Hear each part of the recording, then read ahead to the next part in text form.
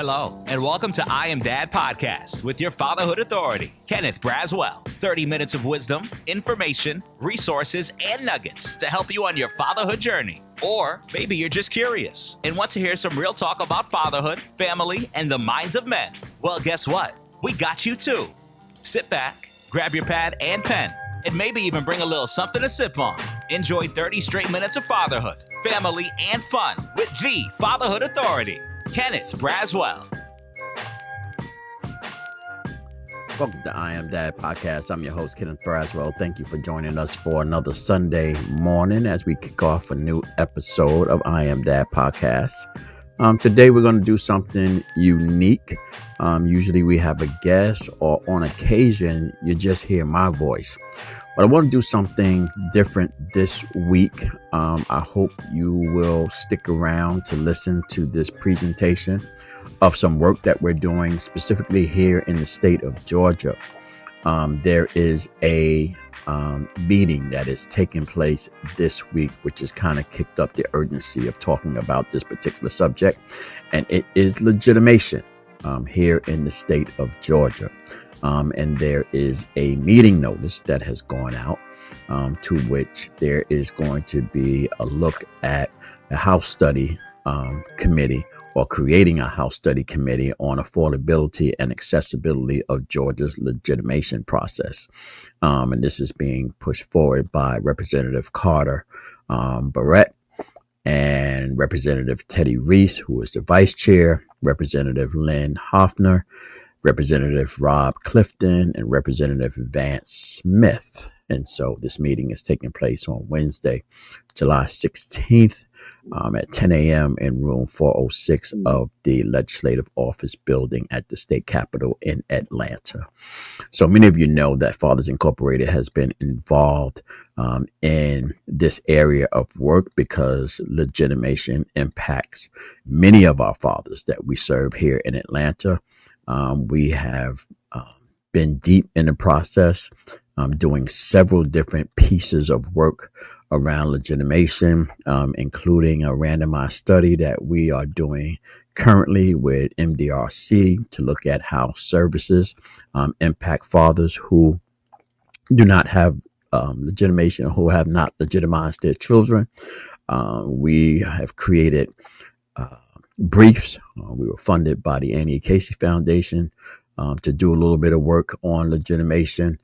We also was funded by Redefine Ed to create some reports within our Moynihan Institute of Fatherhood Research and Policy around legitimation, father engagement, and child educational outcomes. Yes. And so awareness videos, working with the Fulton County Justice Center and other attorneys, Mindy Pillow, and other attorneys around the city of Atlanta, really trying to help alleviate the burden that is caused by legitimation. And so the presentation this morning is actually going to be two things that we haven't really shared with the public. I think one of them came in lieu of a webinar presentation that we did, that literally is a presentation of the brief that we did on legitimation, fatherhood engagement, and educational child outcomes. And then the other one was an awareness video that we created specifically for our fathers to help them understand the legitimation process. And it was an awareness video to which all of our participants within our Gentle Warriors Academy has to watch this particular video before and go through half of our curriculum before we provide them legitimation services. It's part of the culture of Fathers Incorporated to ensure that we know our fathers, that we know the fathers that we are assisting to legitimize their children, and that they have put, in essence, some skin in the game, and they understand the process, and they understand the longevity and possibly the difficulty of the process. But we want to put this information out there because we put a lot of work in this, and we want to make sure that the voices of our fathers and the voices of Fathers Incorporated in particular is raised and lifted in this conversation as the state legislature is beginning to look at a subset of this particular issue. We have decided in our pathway and in our journey not to really engage yet in any policy advocacy around legitimation because we're trying to establish a proof of concept with respect to the impact of legitimation, the infrastructure of how the state of Georgia handles legitimation, the support and resource apparatus that either lacks the ability to provide services for fathers or lack the desire to provide services for fathers who are looking to legitimize their children. And we're also ensuring that we are readied for others on the outside who have a financial vested interest in keeping legitimation alive in the state of Georgia. And this particular law has no respect of race, socioeconomic status. If you are a father in the state of Georgia and you have a child out of wedlock, your child is not legitimized. Therefore, you have absolutely no, and I'll repeat that, absolutely no legal access to your child. Georgia is the only state in the union that has a law like that, where there is a 2-layer process for a non-married dad to have access and legal standing with their child, both an administration or administrative process to which paternity can be established and a father can be taken to child support. However, a legal petition has to be filed with the Georgia Superior Court in order for a father to legitimize his child so that he could have access to both parenting time and custody. Without legitimation, a parent has absolutely no access to be able to do those two things. And so I asked you to sit and listen first to a presentation that was done by our Moynihan Institute for Fatherhood and for Fatherhood Research and Policy, Dr. Matisa Wilbon, who's going to talk about the report that we did on legitimation and father engagement.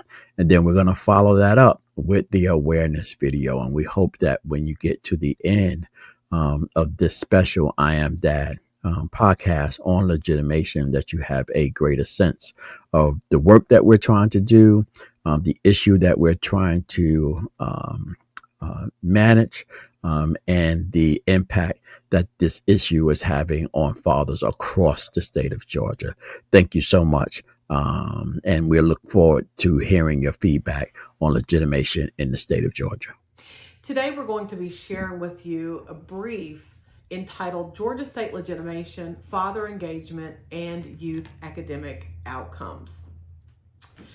Traditional research suggests that fatherlessness and therefore lack of presence in the home is largely the result of couples not marrying, perhaps indicating a distance in relationship.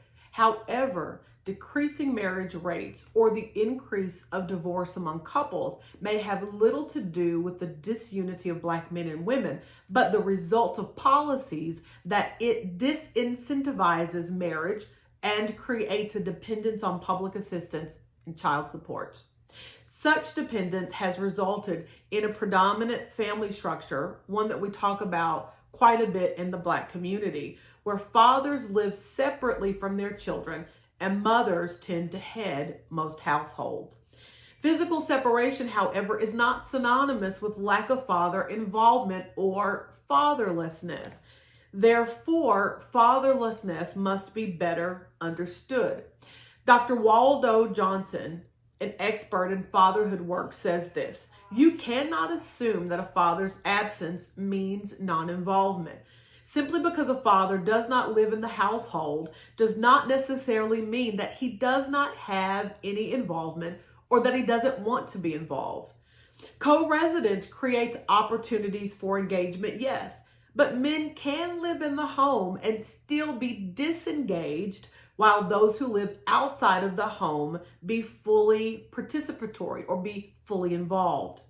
Fatherlessness then is not defined by living arrangement, but by true father absence. In fact, fatherhood expert Kenneth Braswell, CEO of Fathers Incorporated, says this: there is no such thing as a fatherless child. 100% of all children have fathers. The question isn't if he exists, the question is where he exists. Understanding fatherhood with this in mind then provides a paradigm shift and helps us to better understand potential consequences, things like father engagement or youth educational outcomes, and how it relates to fatherhood absence. Policymakers, researchers, and practitioners must revisit and revise policies so that they incentivize positive relationships between mothers, fathers, and youth. Policies like welfare and child support should not create disengagement, but rather opportunities for parents' significant and sustained parental success despite marital status. Finally, these policies should assist in bolstering fathers' relationship with their children so that youth are healthy physically, socially, and academically. So let us examine one such policy in detail: legitimation. Imagine as a father, you attempt to obtain your child's academic records only to discover that you do not have permission to do so, despite a paternity test that should suggest otherwise. What if your child has cancer? You've supported her for the past 12 years through child support, but you cannot assist in making any medical decisions until you legally prove you are the father in a process separate from the administrative procedure of establishing paternity. Your name is on the birth certificate, you took a paternity test, but you still have no legal rights to your child because he or she has not been legitimated. These hypotheticals seem far-fetched, but are examples of what could happen among fathers in the state of Georgia due to a legitimation law. Married parents automatically share rights and responsibilities that give them equal say in what happens to their children. This is not true, however, for non-married parents, and is particularly harsh for non-married, non-custodial parents. When paternity is established, unmarried fathers are expected to pay child support and are responsible to provide medical and financial support. Paternity, however, does not automatically determine legitimation. Legitimation is a separate process whereby non-married fathers must take legal action to establish fathers' legal rights pertaining to decisions related to their children, including but not limited to medical decisions and to school choices. Legitimation must be determined for each child. It's not a guaranteed process. Each case has to be reviewed and considered by a judge. Fathers must seek legitimation for each child when not born of the same mother or paternity is not established, when multiple children are born even of the same mother. So legitimation then is a law that determines the legal status of non-married fathers in relationship to his child, but in essence can absolutely impact the relationship between fathers and their children.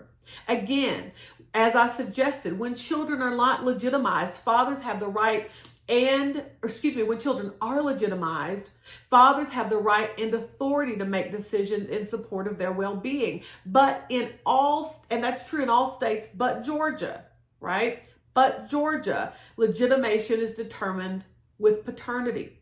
In the state of Georgia, however, legitimation and paternity are treated as two separate administrative and legal actions. Now, when you look at the history of legitimation, the intention was to address inheritance. Children who are legitimized are able to receive inheritance from their father. It has evolved over time, however, to be another policy that is a barrier to fatherhood engagement in a way that may negatively impact the relationship between fathers and their children.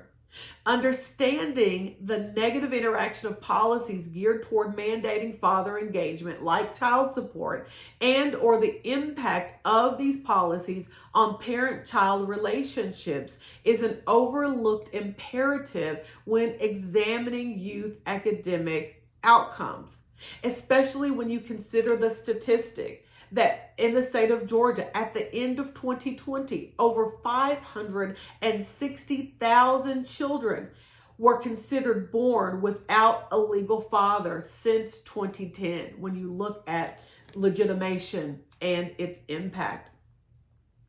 There are a number of policies that have been created that potentially decrease father engagement with their family. So outside of legitimation, there are other policies that create disincentives for father-child engagement. Let's look at a couple of these. Despite these seemingly well-intentioned policies, the results have sometimes left low-income, non-custodial Black fathers and their families in far worse shape than pre-policy. So if you think about one of those, for example, research suggests that Black low-income, non-custodial fathers face heightened barriers with child support enforcement despite their contributions to their families. According to the Urban Institute, research suggests that child support enforcement can negatively impact low-income Black fathers in the following 4 ways. Number 1, child support orders may be set at rates low-income fathers cannot pay. Number 2, child support enforcement methods can wreak havoc on fathers' employment and ability to save money. Number 2, failure to pay child support can lead to incarceration. And then finally, number 4, debt and incarceration hinder Black fathers and cause harm to their children. Although this policy was intended to bring financial assistance to the families of non-custodial fathers, it often serves as a means of keeping low-income fathers locked in poverty and away from their children, or sometimes worse. If you look at the case of Walter Scott, this is a harrowing example, one of which we should really take note. This example is the example of deleterious consequences that can come from the current iteration of our child support policy. Scott was the father of 4 who was killed by police in South Carolina. Now, according to accounts given by his family, Scott was likely running from an arrest warrant because of an unpaid child support order, running from police. He reportedly owed about $6,800 in child support payments and had been jailed previously for failure to pay. The thought of rearrest might have impacted his decision to attempt to flee police when his vehicle was pulled over. That choice proved fatal. The policy then had the very opposite impact on his ability to provide assistance for his family, and now, as a result of his unfortunate death, he no longer has that opportunity at all. Other economic policies that arguably impair low-income Black families and specifically reduce the role of the Black father are welfare policies. Welfare policies began in the 30s and expanded some in the 60s. But it was under Johnson's Great Society, which began in 1964, when benefits became substantially more generous and came under greater control of the federal government. And as a result, the role of the Black father was minimized. Paul Peterson of Harvard wrote this about welfare policies. Some programs actively discouraged marriage because welfare assistance went to mothers so long as no male was boarding in the household. Marriage to an employed male, even one earning the minimum wage, placed at risk a mother's economic well-being. Welfare workers could randomly check in homes to see if the mother was accurately reporting her family status. The negative impact this set of policies has had on low-income Black families cannot be understated. Today, for example, more than 70% of Black children are born out of wedlock and largely reside with their mother.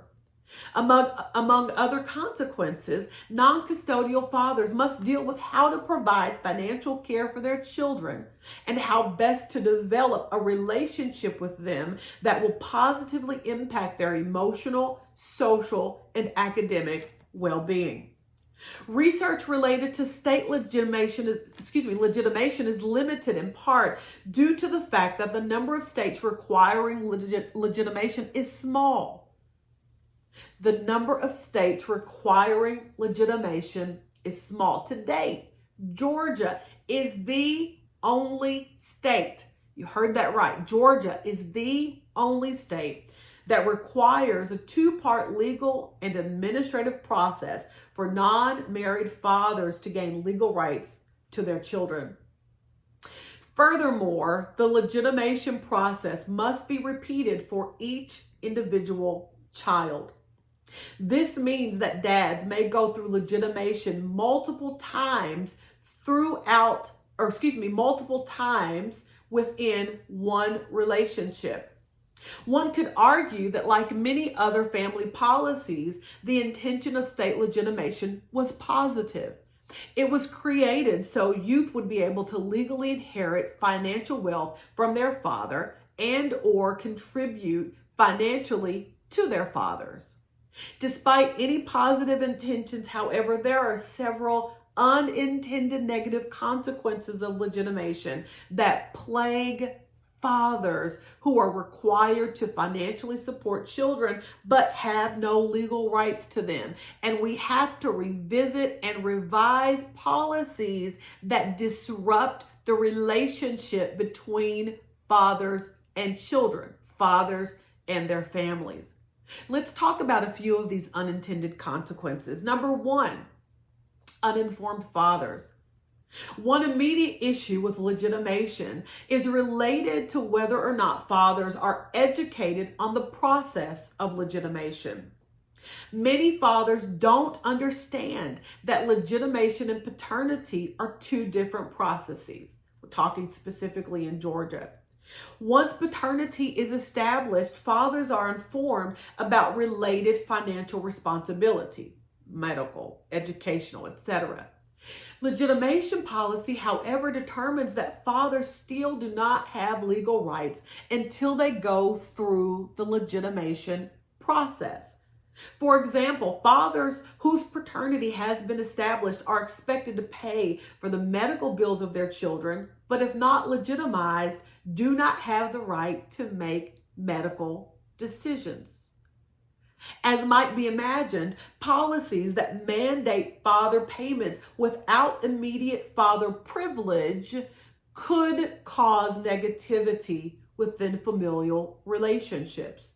Moreover, fathers who are uninformed about the legitimation process may not know how to obtain it. Now, there are organizations like Fathers Incorporated that are including programs geared toward teaching fathers about legitimation. Fathers Incorporated is a national nonprofit organization working to build stronger families and communities through the promotion of responsible fatherhood. Through their Fatherhood is Brotherhood program, FI teaches fathers about the legitimation process and offers free legitimation services to fathers who need them. Programs like these are incredibly important, not only for fathers, but to assist fathers in making informed decisions and thereby fostering father-child relationships. The second point that needs to be noted when it comes to unintended consequences is the connection between legitimation and child support. There's a potentially negative compound effect when fathers must deal with both legitimation and child support enforcement. Nationwide, the child support program serves a fifth of all U.S. children and 1/3 of all U.S. children in poor families, about 14 million children. For families with child support orders, child support is one of the largest sources of income. Despite the importance of child support, as noted, there are a number of challenges that fathers may face when it's enforced. It can impact fathers' employment, an accumulation of debt, and the inability to save and or during incarceration. An exacerbating factor is being a father who has child support requirements and all that entails, yet has to go through an additional process to gain the legal rights to positively impact his children. Research on state legitimation in Georgia does support a direct relationship among custody, parenting time or visitation, and child support. For example, in her dissertation entitled "The Effect of a State Legitimation Process on Child Support Payments and Father-Child," Dr. Shalonda Smith found that fathers who had joint custody and engaged in parenting time with their children are more likely to pay child support, while those fathers with no custody and no parenting time are least likely to pay child support. In other words, fathers who have the opportunity and legal right to participate in the lives of their children are more likely to pay court-ordered child support. It follows then that fathers whose children are not legitimized and who do not have legal rights to their children are less likely to pay child support. Another factor to be noted when it comes to unintended consequences of legitimation is little return on investment. This final challenge comes to the fact or is related to the fact that government and other funders continually pour dollars into responsible fatherhood programs in the state of Georgia, but do not necessarily impact the heart of the issue: lack of legal rights for them. Spending money to build capacity for fathers is important, but if dads have no legal rights, that may impede their ability and or their desire to engage with their families. Fathers Incorporated currently facilitates a program that's funded by the Office of Family Assistance called the Fathers Incorporated Gentle Warriors Academy. This program is designed to help adult fathers ages 18 and older incorporate practices and behaviors for managing the responsibilities of being parents or co-parents and partners through responsible parenting, healthy marriage and relationships, and economic stability activities. The program boasts success in enrolling, engaging, and graduating young dads. The challenge, however, the challenge of note, is though fatherhood capacity is built throughout and within this program, fathers who do not have legal rights to their children might not feel as invested as those fathers who have legal rights to do so. Moreover, the program includes activities and resources from a number of social agencies that could provide assistance to dads. Program evaluations, however, suggest that the number one need expressed by fathers is not child support, is not how to obtain a better job. It is understanding and pursuing legitimation. In fact, since October 2021, 230 dads have requested assistance from FI in processing the legitimation petition. Likewise, 79% of dads completing these legitimation forms with FI, with Fathers Incorporated, don't file with the courts. The number one reason: they do not want this filing to disrupt the relationship between father and the mothers of their children, or fathers disrupt their co-parenting with the mothers of their children. So what that lets us know is that legitimation and obtaining rights for their children is on the mind of fathers. Fathers overwhelmingly want to know how to obtain the legal rights to their children and how not to disrupt co-parenting with the mother of their children. How does this relate to youth academic outcomes? Research shows that parental involvement in their children's learning positively affects the child's academic performance in both primary and secondary schools. What this leads to is higher academic achievement, greater cognitive competence, greater problem-solving skills, greater school enjoyment, better school attendance, and fewer behavioral problems at school.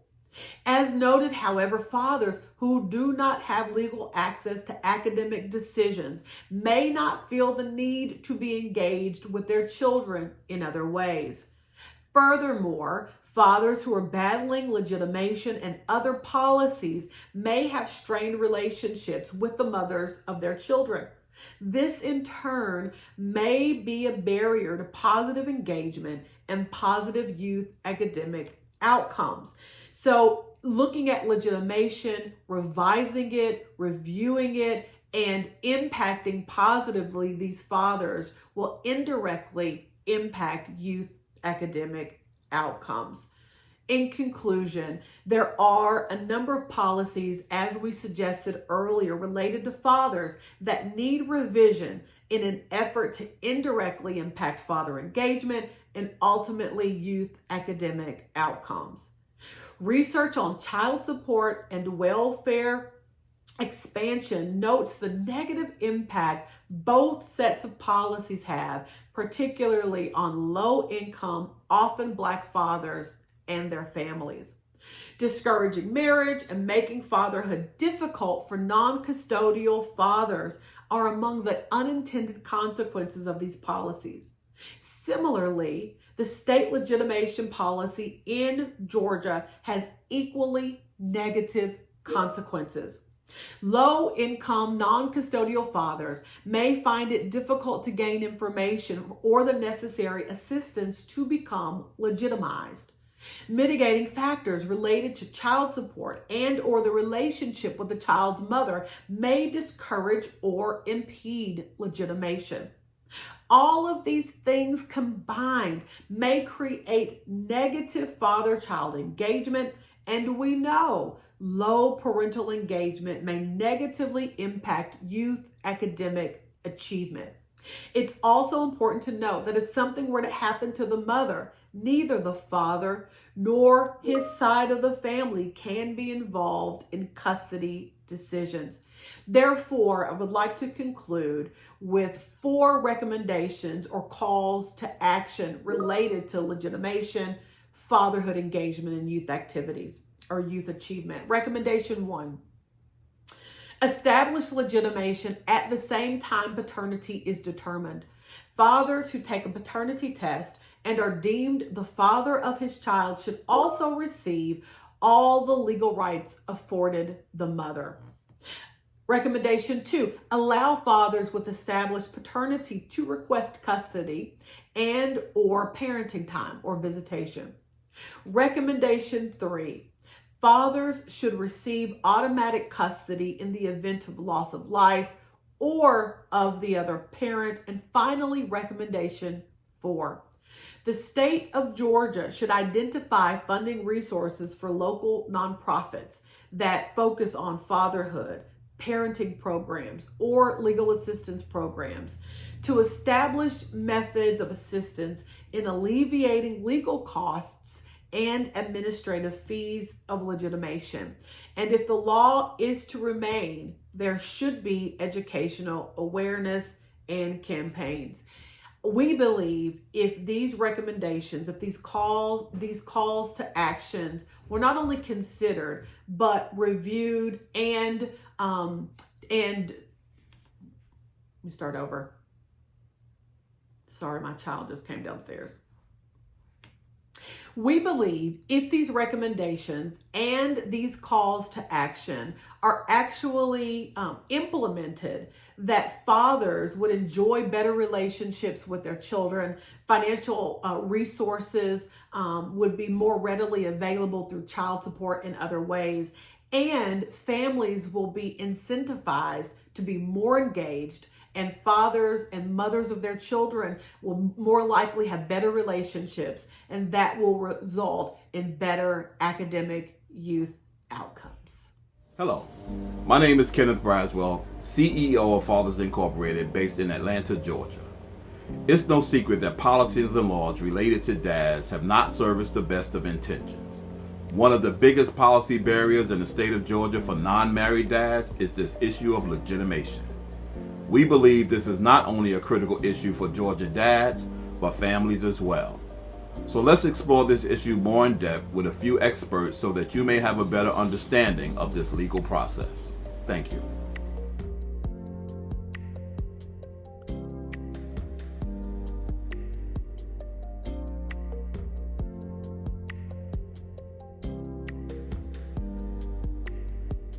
It's just like my little twin, you know. And on top of that, it's like you see a lot of guys grew up without their father, and it's just like having that absence. It just make you want to be there for your kids. You know what I'm saying? You've been through so much without them, and you don't want your kids to grow up without that absence or that, you know, that empty space. So I just want to see them grow up, you know, because my father wasn't in my life. He wasn't there.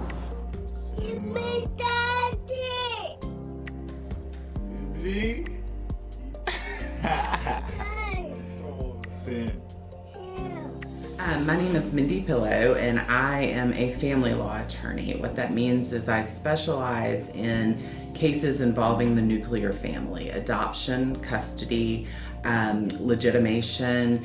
There's also paternity, divorce, anything that involves a family is what I end up doing. My office is based in Decatur. I'm a sole practitioner. I practice all over the metro area.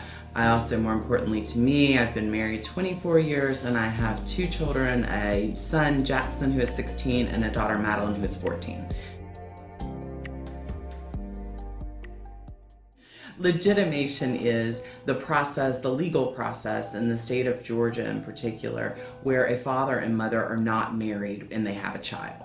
So if there is a legal marriage, there is a legal father and a legal mother, as well as a biological father, frequently and a biological mother, to that child. If the parties have never gotten married, Georgia law presumes that there is not a legal father of this child. When I went through it, I didn't even know nothing about that.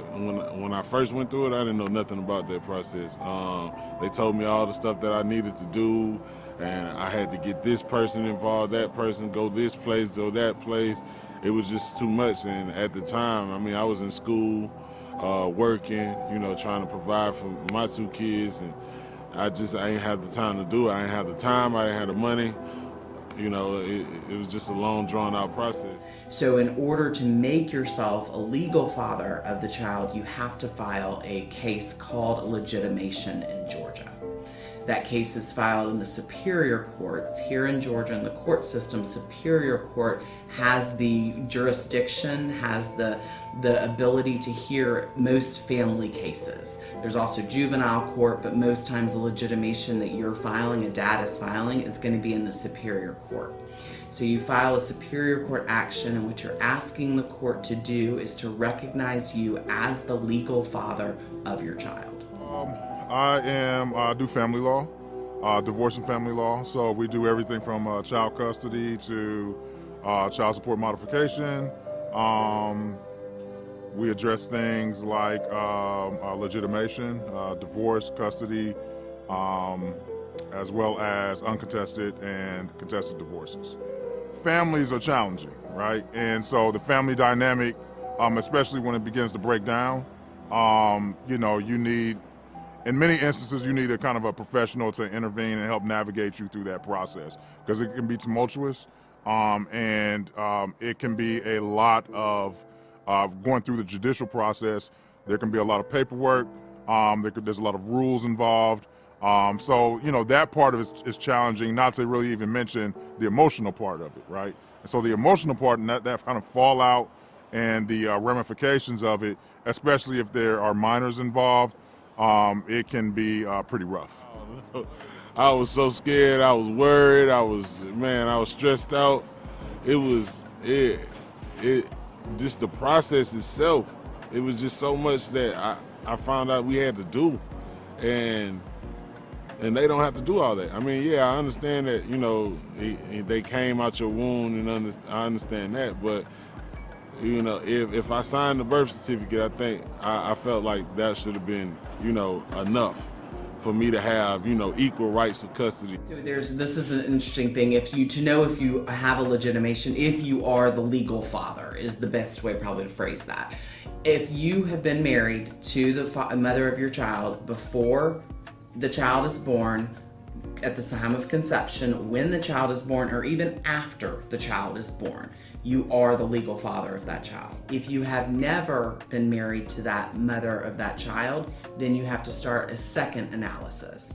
That analysis is at some point, depending on how long ago it was, Georgia had something called an administrative legitimation procedure.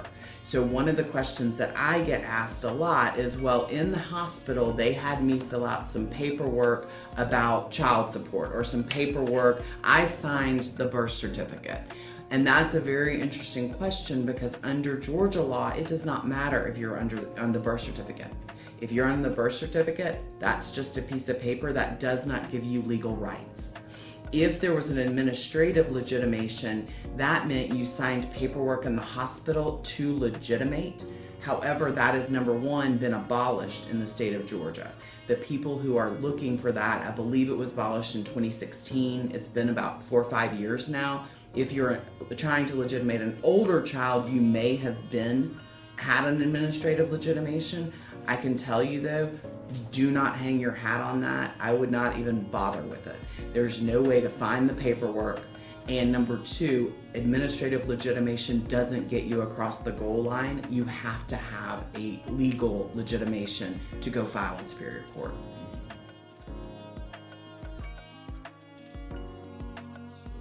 If you go forward with filing legitimation or you start the process, you will end up with a child support order.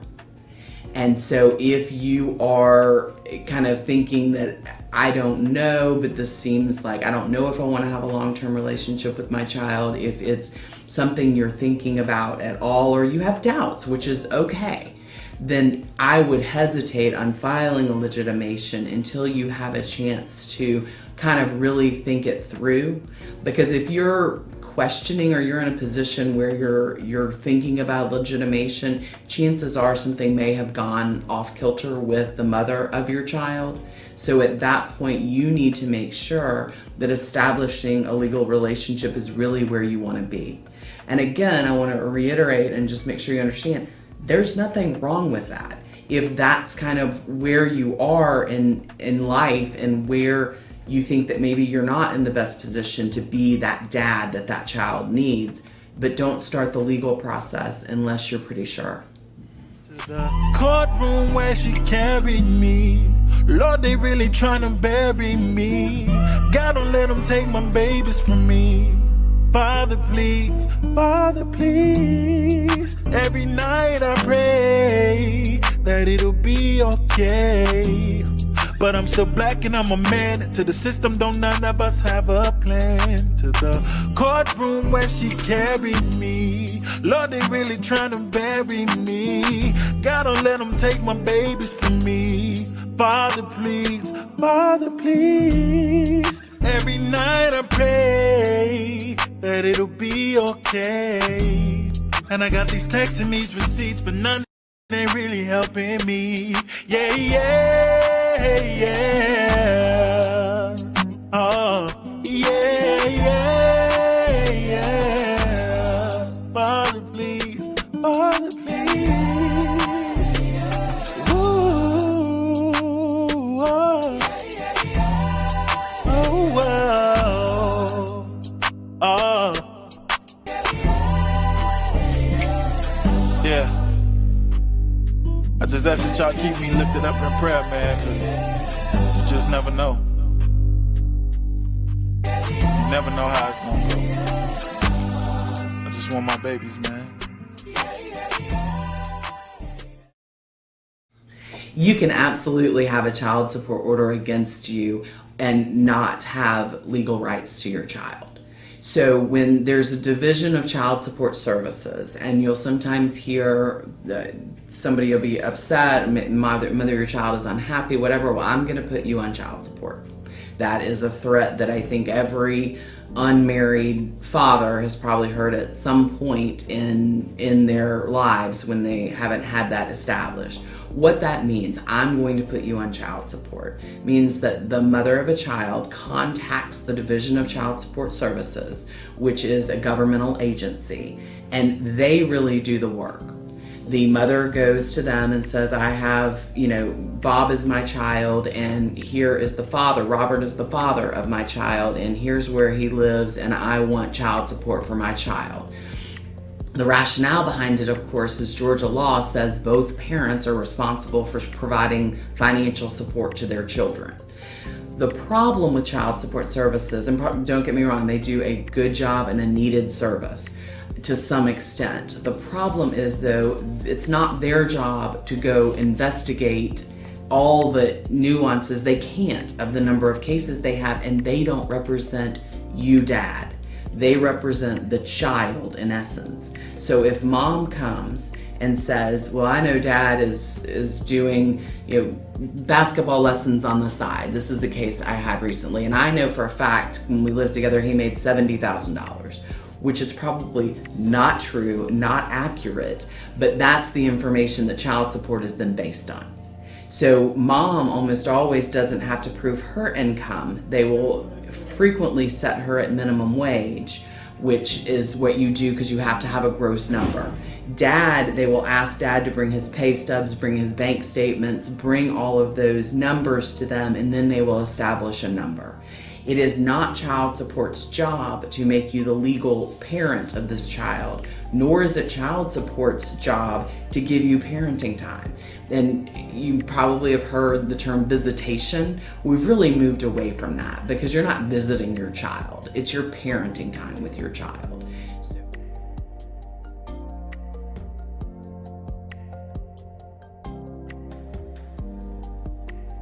I have over 20 plus years working in human services. I was a licensed clinical social worker in which I provided youth and family counseling. So I have a bachelor's in social work, master's in counseling, and it was good. The one-on-one, understanding that, but I wanted to affect change on a broader level. So I decided to get my PhD in public administration, concentration on law and public policy. The law is so one-sided that it really just put not just the economic strain on men, but emotional strain as well. The other thing that I found is that in the state of Georgia, them knowing and recognizing this, they still not made an effort to change that policy. I would say the most frustrating thing is the timing. It shouldn't take, 2-3 years just to say, hey, now you have rights to your child and everything. Like, it's been a journey, and I would just say through this initiative, it's helped me manage my emotions more than anything.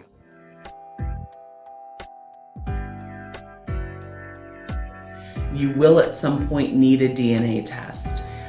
People frequently ask, do I really need a DNA test? I know it's my child. Most judges now will require DNA testing, but not only that, you want it for your protection. And the issue is, even if you're 100% positive and you know that that is your child looks just like you, once you are established as the legal father of the child, if it does turn out there was some mistake, that you are not the biological father of the child, it'll be very difficult for you to be removed as the father of that child. And the issue is that means you're going to be on the hook for child support until that child ages out. And one of the things to kind of know is that the state of Georgia, as a public policy, it's a lot easier, and they want children to have two legal parents because that's how it should work, especially legally. So unless there's someone standing there to substitute like the actual biological father or an adoptive father, they're not inclined to let you off the hook as a dad who's been legally established as a father. And that's the problem. So you do not have to get a DNA test on your own or get it before you go and file the legitimation, but you definitely want to ask for one, even if the court doesn't require it, through that process. I found out about legitimation when me and the mom of my children split, and she started taking them away from me. And I started realizing that being that we wasn't married, I wasn't able to pretty much say anything. Like, there was nothing that I could do about it. I was just back against the wall. I got you. Hardest thing about the process to me at the time was I couldn't afford it. I was already on child support. I got a rough deal with my child support, and it came between paying to have Georgia look at me as the father for my children that I know are mine, or eating. So I had to pick to eat, because if I'm not good, I can't make sure they're good.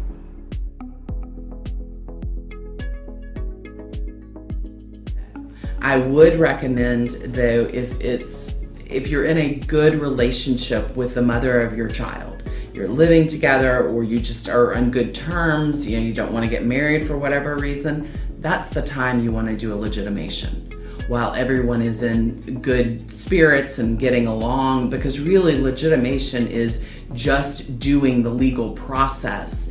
That it's kind of akin to getting married. You don't want to get married for whatever reason, you're doing the legal paperwork to make sure that your relationship with your child is always locked up and no one can take that away from you. Emotionally, I think it took me to the lowest point of my life, honestly. Like, I've never had to struggle with like my mental health or any of that prior to this situation, but that pushed me to the brink. Like, going months, weeks, days without like hearing or speaking or seeing them, and just knowing, hey, there's nothing I could really do about it at the time. So it was definitely a rough patch for me.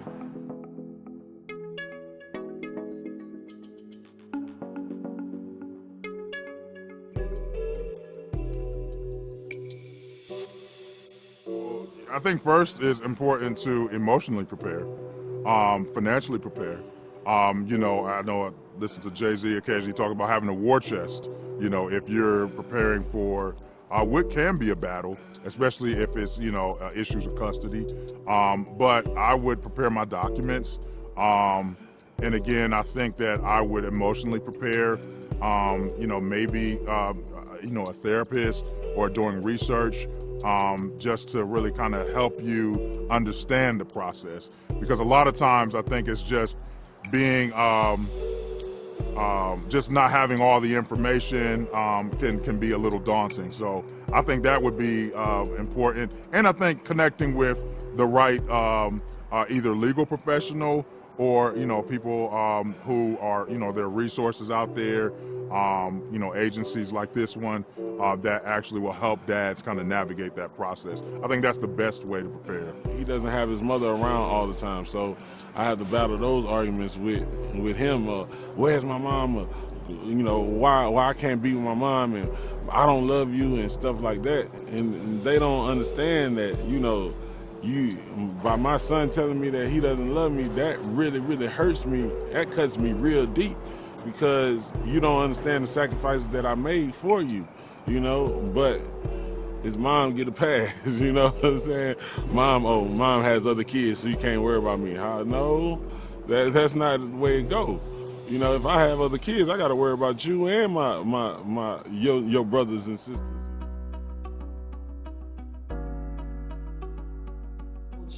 In Georgia, there are two kinds of custody. There is physical custody. That is where the child physically is. So that is if mom, let's say, has primary custody, but you have every other long weekend with the child, she has primary physical custody, you have secondary physical custody or parenting time, one of the two. The other kind of custody is legal custody. That's what we're talking about more. It all kinds of wraps in together, but the legal custody is having the right to make decisions that are best for your child. There are 4 areas in particular of legal custody, and those are religion, extracurricular activities, education, and healthcare. If you are not legitimated, if you are not legitimized, your child is not legitimized, more accurately, then you have no right to any input in any of those decisions. Dads really want to be involved in the kids' lives. They want, the legal custody. They want to make decisions about education, religious upbringing, extracurriculars. They also want that physical custody. They want summers. They want Father's Day. They want birthdays. And so when we can kind of get them that success on the other side of this, meet their legal goals, and we haven't had a situation where a dad has not received an order of legitimation and some level of parenting time. So all of our fathers are normally really happy. And that's just been my experience, whether they're with us or, they go with another attorney or they choose to go pro se. Most dads, I think, that go through that process, it's a celebration on the other end of it. So if you have not taken the steps to file legitimation, kind of what we're wondering is, does that mean you have given up your legal rights? You have kind of walked away from your legal rights? And that is a very interesting question under Georgia law. So you file a legitimation. So you're the father of this child, and you want to do the legal process to make sure that is established. And let's just be honest, when that usually happens is when something's gone sour. So the relationship's gone sour, you have broken up, one of you's dating someone else, and then the mother of your child refuses to let you see your child. That's usually why you end up where you would be thinking about this process. So first of all, if that happens and the mother of your child is refusing to let you see your child who's not legitimated, she is 100% within her rights to let you do that. You don't have any legal relationship with that child.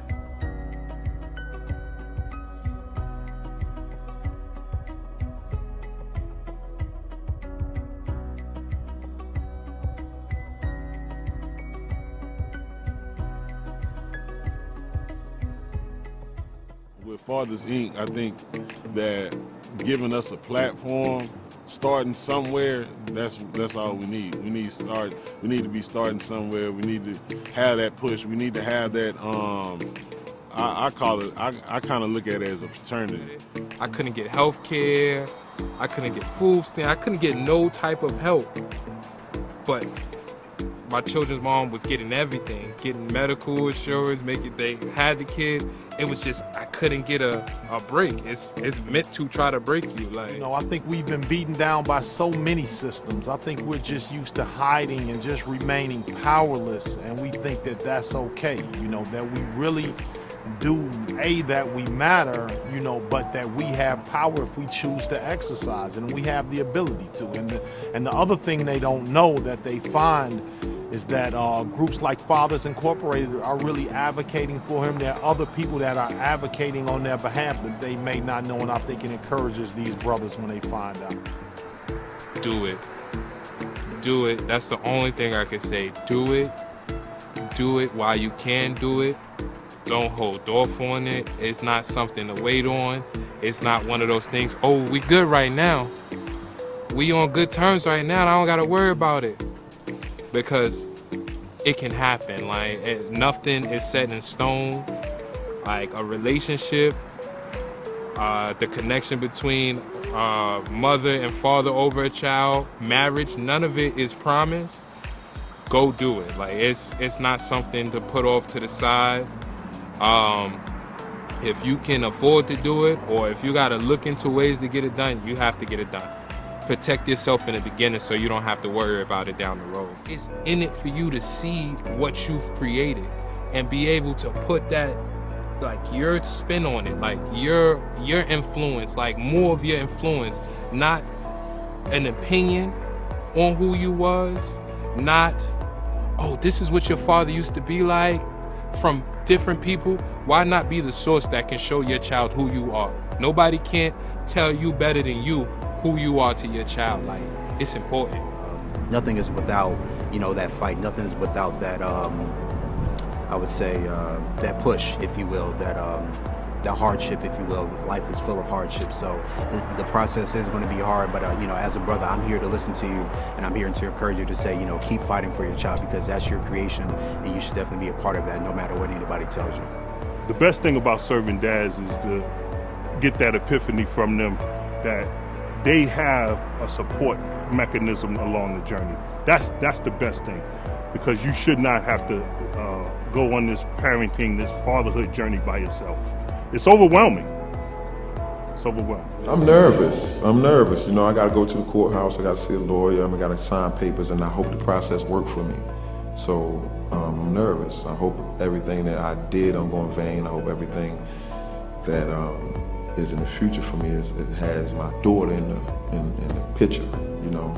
So I'm just anxious. I'm nervous, but I know, when you do something big, you're gonna get nervous. You're not gonna just run through things without a little nerve in it. So everything that we've been going through and everything that I'm expecting is a little nerve-wracking, but I'm waiting. I'm anxious and I'm ready for it. The day that I got my legitimation was amazing. Like, feelings was out of this world, because it was like the fight, like partial of the fight, the biggest part of the fight was done. Because it's like, now you can't just, like, the only chip you had to hurt me, you can no longer hurt me with it, because by the court standing, I'm the children's father now. So it's like, it was amazing. Like, I was overwhelmed, super excited. Like, once you go through the process, now you have joint custody. Now it's up in the air. Now you have to prove her wrong. You have to prove the court's wrong. You have to prove everybody wrong that doubted you. So, my 24-year-old self. Just keep going. Don't look back.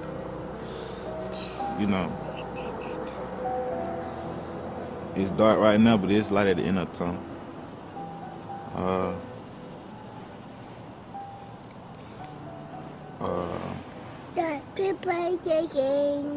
Yeah, just don't give up. Just keep going, Yeah, just keep going. Keep going.